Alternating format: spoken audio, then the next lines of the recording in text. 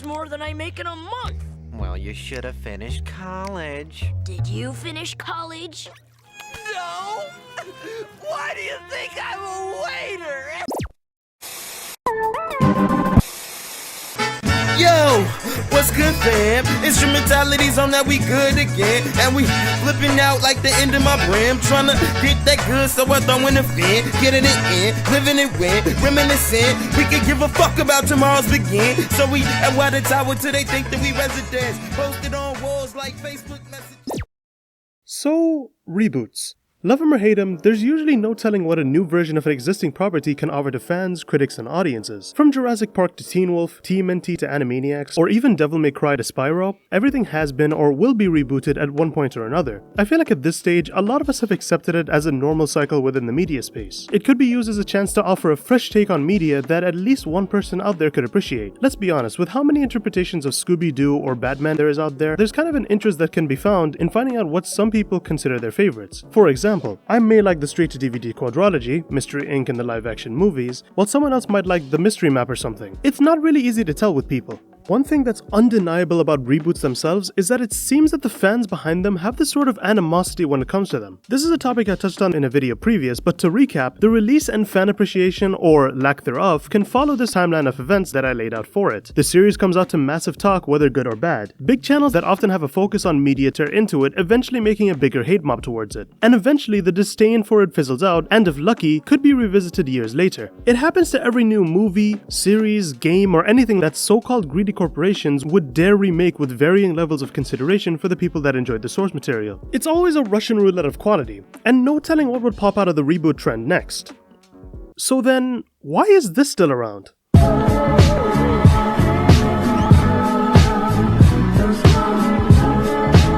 Yeah, there's not much to say about the Fairly Oddparents that hasn't been said before. It's been a punching bag and topic of interest for many reviewers in both the past and present that it was bound to stay in the public consciousness for a long time. With 10 seasons, 3 live-action/animation hybrid movies, and a live-action sitcom released not too long before this, it was kind of obvious that the franchise was at this point a zombie of its former self. But in the earlier years, I found it to be one of my favorite series back when reruns of the first few seasons were still prevalent. The world and wishes felt grounded in a way. You saw the adventures and insight in a character that wasn't jaded but was a 10-year-old kid making life the best he can by wishing up anything he could. He'd learn as he went along. Love it or hate it, this was a concept that was ripe to create season after season out of. From my point of view, I fell off the Fairly Oddparents when it entered around seasons 9 and 10. This is where we got a ton of episodes focused on the same 4 villains, and the plot kinda got tiring. I still kept tabs on what was going on, but only every now and again. Even watching a big 3-parter by Nintendo on it, but after the sitcom premiered, I considered my attachment to the series to be mostly gone. That is until earlier in 2024 when the pilot leaked and I sat on call with a group of friends to check it out. Yeah, in case you can't tell, I've been wanting to watch A New Wish for a while. Since the leak, what's been a consistent question in my mind is that out of every new take on media or reboot that's been done before, how does this fare against them? How could it, in a world where the Fairly Oddparents is more or less a laughingstock at worst or a sad reminder of how good Nickelodeon used to be at best? Well, that's what I'm here to talk about today. Let's take a look at Fairly Oddparents: A New Wish.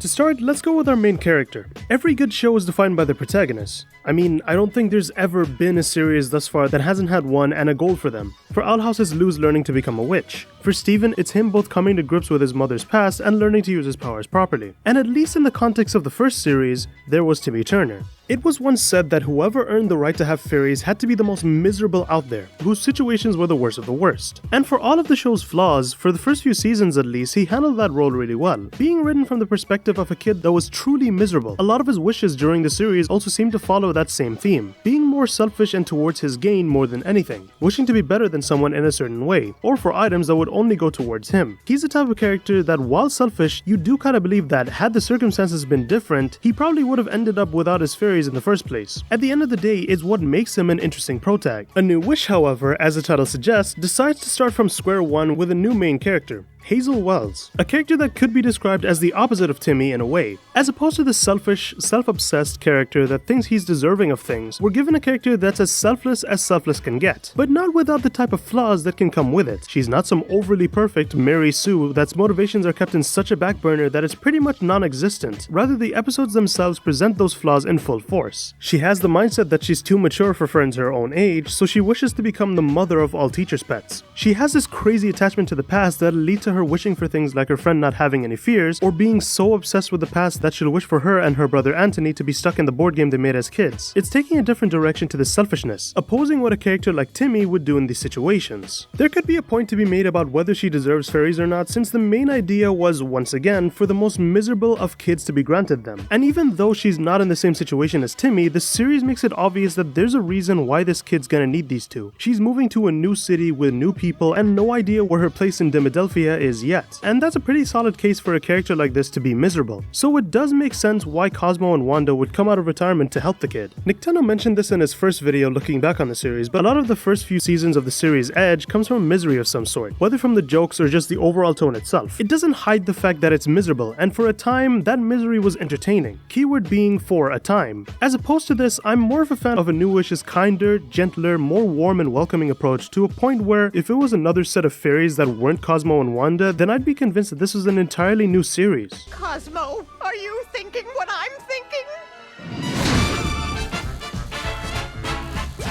Oh, Cosmo! Should we come out of retirement? Hey, she's making a run for space camp!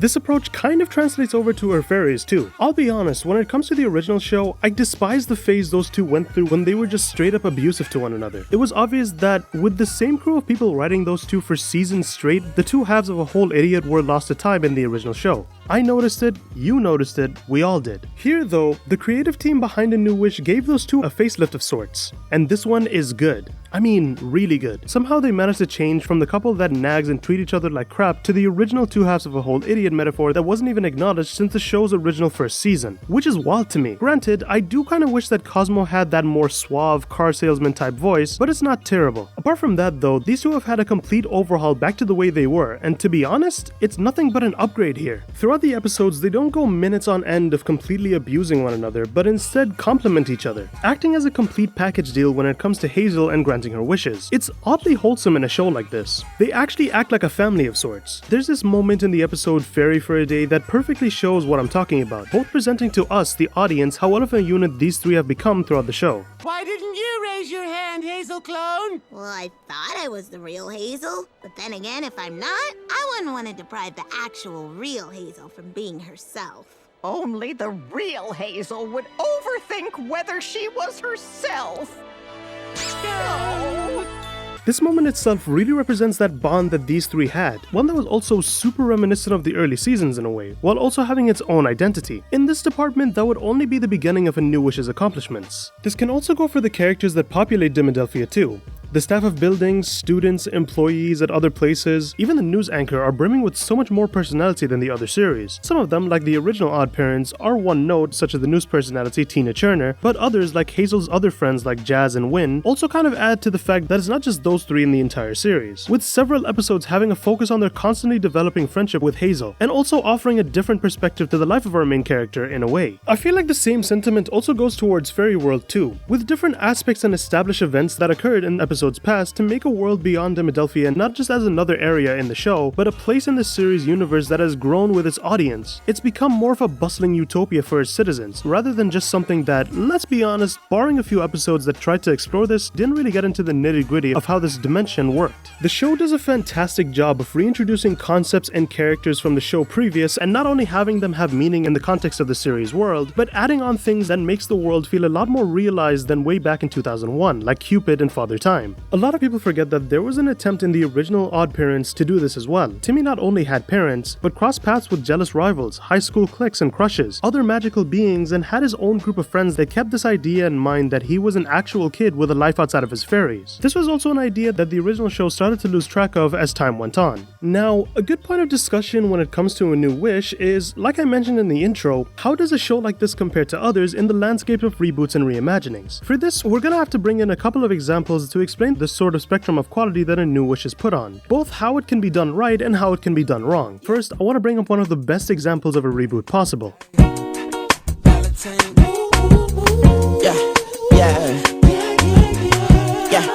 DuckTales is a 2017 reboot that focuses on the adventures of Scrooge McDuck and family going on adventures. From the get-go, this series already had a legacy from its 80s counterpart. It was the first Disney TV animated series. It utilized an original cast of characters, and had a premise that, while nothing new by today's standards, was unheard of back in the day, even having its own television movie. With all this in mind, it doesn't come as a shock how well its 2017 counterpart does in the story department, with it continuing along its path and even going as far as to upgrading a lot of its lore pieces and storytelling potential with how much it does within its 3-season run. The characters feel like a natural progression from their predecessors, and it overall acts as one of the most solid examples out there of a reboot done right, with emotional story beats, an ever-expanding cast of characters that all feel as fleshed out as possible, and arcs that make the whole series feel like a breath of fresh air. There's no questioning it when I call DuckTales one of the best reboots out there. But keep in mind, this is just an example of how a reboot is done well. How it can be done badly is another story.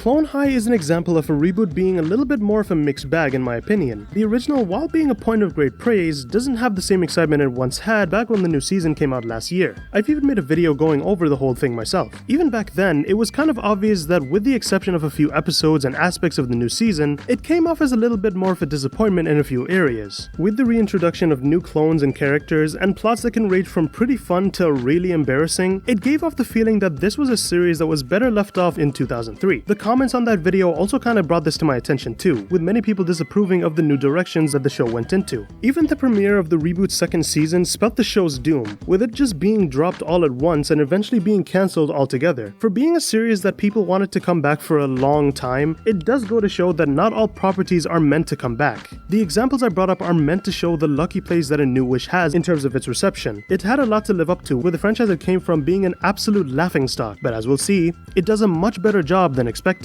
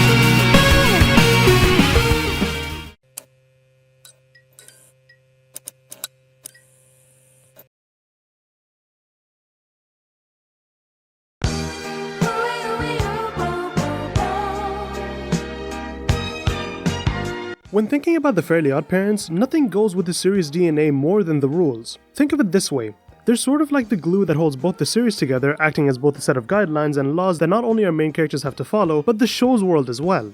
In the original series, they went from simple enough rules, similar to how a genie would. You know, no wishing for someone to fall in love with you, no wishing to cheat, no wishing for death to befall on somebody, and so on. These are simple enough, but as the series went on, these rules slowly but surely got either bent so far that no one could even recognize them to being thrown out the window entirely. Episodes this season use these original set of rules more as a foundation in order to further the development of our main cast. You have to remember that it takes most of the events that happened in the original Fairly Oddparents into account, rules bent and broken in years previous, even stuff that was established in those Oh Yeah cartoon shorts. So the show takes the liberty of trying to do something new and fresh here without retreading old ground. In my opinion, acting as more of an expansion of the original's ideas, like a new way of trying to wish for popularity or trying to fix an embarrassing moment, or even wishing for too much of a good thing. But it's staying in the same spirit as the original, with those wishes being undone by the end of the episode. The balance of allowing the show to pretty much be a new playground of creativity and exploration while also keeping in mind what was set up before is no easy task to do, and I applaud the show for keeping that up because it doesn't feel like it's embarrassed of what happened before, but rather accepts it happened and tries its damnedest to pick itself up from that era, which, if that was the original intention, then kudos to them.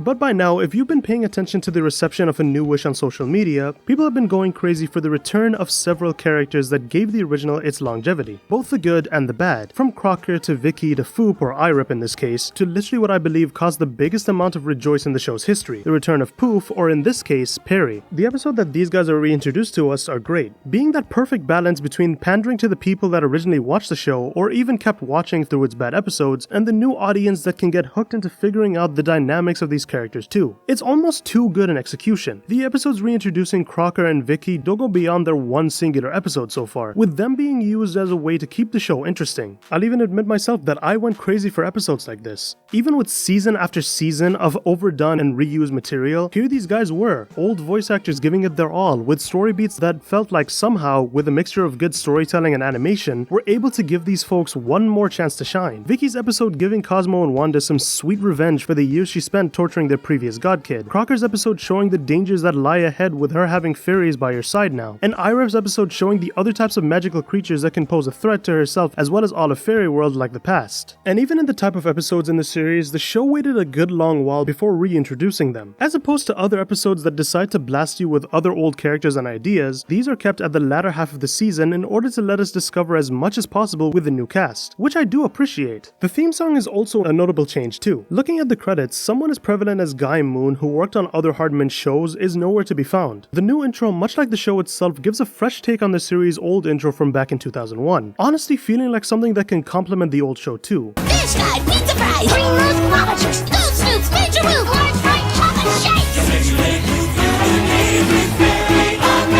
Yeah, right.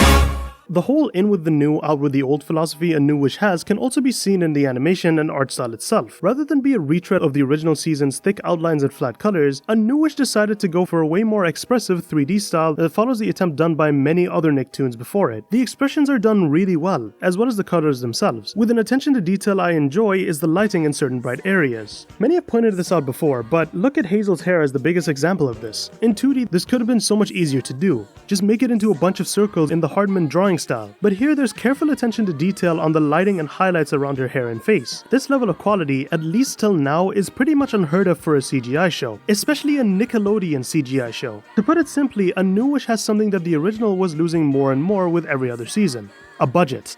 I'm so miserable.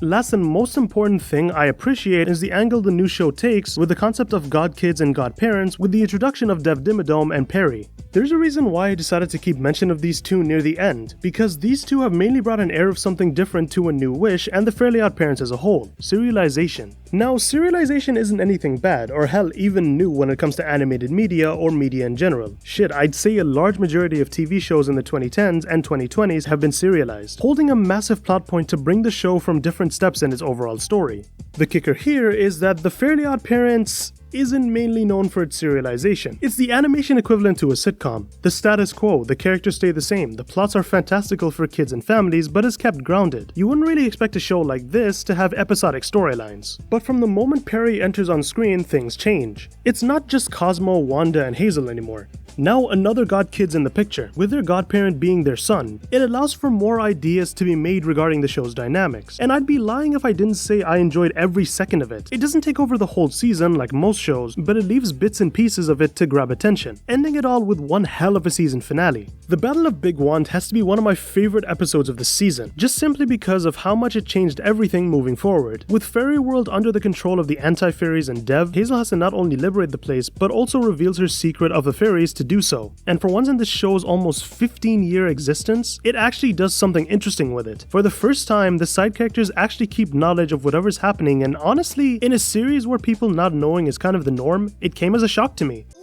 I mean, I knew something was up. I had to face a manifestation of my deepest fears. Your apartment was a hotel, and then it wasn't. You sucked me into a magical game world where we dressed up in a building-sized snake skin. It's an episode that leaves the door open to more exploration of the premise, with now a whole group of people knowing the existence of fairies. And with the hopes of a season 2, I'll be more than ready to see what they do with the concept.